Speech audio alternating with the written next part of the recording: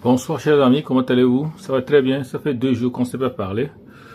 Effectivement, dans la semaine dernière, nous avons eu la visite des impôts pour une vérification dans nos entreprises. Donc on était un peu occupé à rassembler toutes les pièces, le cahier journal, le grand livre, le compte d'inventaire et les relevés bancaires, tout ça là. Et aussi, n'oublions pas les factures d'achat, les factures de vente et autres pour les classer. C'est pour cela que je vous dis, l'entrepreneuriat, c'est pas qui veut qui devient entrepreneur. C'est qui peut qui devient entrepreneur. Ça donne des migraines, ça donne des insomnies et c'est ça l'entrepreneuriat. Il faut pouvoir avoir une équipe avec soi, une bonne équipe comptable qui maîtrise la comptabilité matière et la comptabilité fiscale. Aujourd'hui, tous ceux qui veulent entrer dans le monde de la comptabilité fiscale peuvent gagner beaucoup d'argent parce qu'ils ont une expertise qu'ils peuvent vendre. Ce n'est pas le thème de notre sujet aujourd'hui. Nous allons parler d'un sujet que beaucoup d'internautes m'ont interpellé. C'est à propos de la diversification dans les entreprises. D'une manière générale, c'est de commencer un business. Vous êtes dans la vente de quincaillerie et du jour au lendemain, vous voulez rentrer dans la restauration, vous ouvrez un restaurant, du jour au lendemain, vous trouvez que, non, que la restauration, c'est tellement bon, ça marche pour vous, vous l'entrez dans la vente de véhicules. Ouais, c'est des secteurs qui ne se croisent pas, mais bon, les gens le font, ils gagnent de l'argent, ça marche. Mais la difficulté quand on se diversifie, d'abord, il y a un gros souci. Le premier challenge, c'est que vous touchez à plusieurs secteurs d'activité qui n'est pas transversal, qui n'est pas horizontal. Donc, il faut savoir choisir la diversification. Nous allons parler du fait que vous allez toucher un peu à plusieurs choses, vous allez vous fragiliser. Finalement, vous ne serez pas bon dans tout parce que vous allez vous retrouver dans une situation où, parce que dans la diversification, un des gros problèmes, c'est le capital.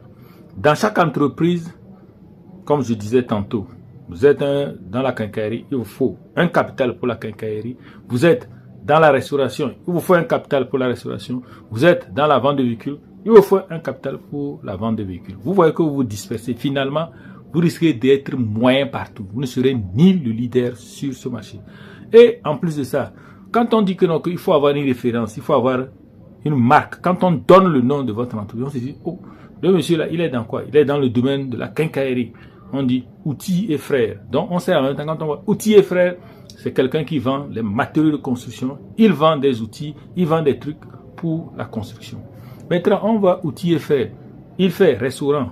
Ce sera outils et frères ou ce sera plutôt, je ne sais pas, Mohamed restaurant. Vous voyez. Après on va voir, bon, encore Mohamed Auto. Donc c'est comme ça. Donc il faut que vous fassiez un effort pour pouvoir avoir tout ce capital-là, pour pouvoir entreprendre dans la diversification.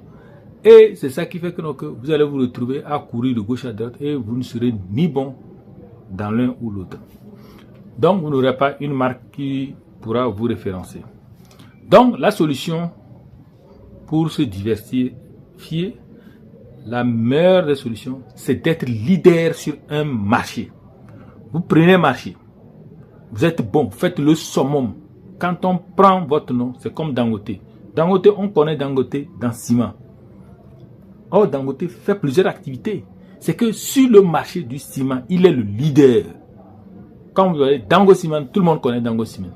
Avant de voir Dangote, sel, blé, raffinerie de pétrole et véhicules qu'il fait dans les Peugeot. Donc, au jour d'aujourd'hui, pour que vous vous diversifiez, soyez leader sur votre marché. Sinon, vous allez courir, si vous allez faire la rat race, vous allez courir sur place, parce que vous êtes en train d'évoluer, mais vous serez en train de faire, on appelle une course sur place. Donc, sur ce, comme les semaines sont en train de s'écouler, j'ai dit toujours qu'on peut se voir et se parler au moins pendant 1 heure ou 2 heures de fois. Donc, aujourd'hui, ma capsule va pour tous ceux-là qui font des petits business et qui veulent prendre d'autres petits business. Je vois les gens, ils commencent un petit business de friperie, Du jour au lendemain, c'est lui qui veut faire Zémidian, c'est-à-dire il veut faire taxi moto.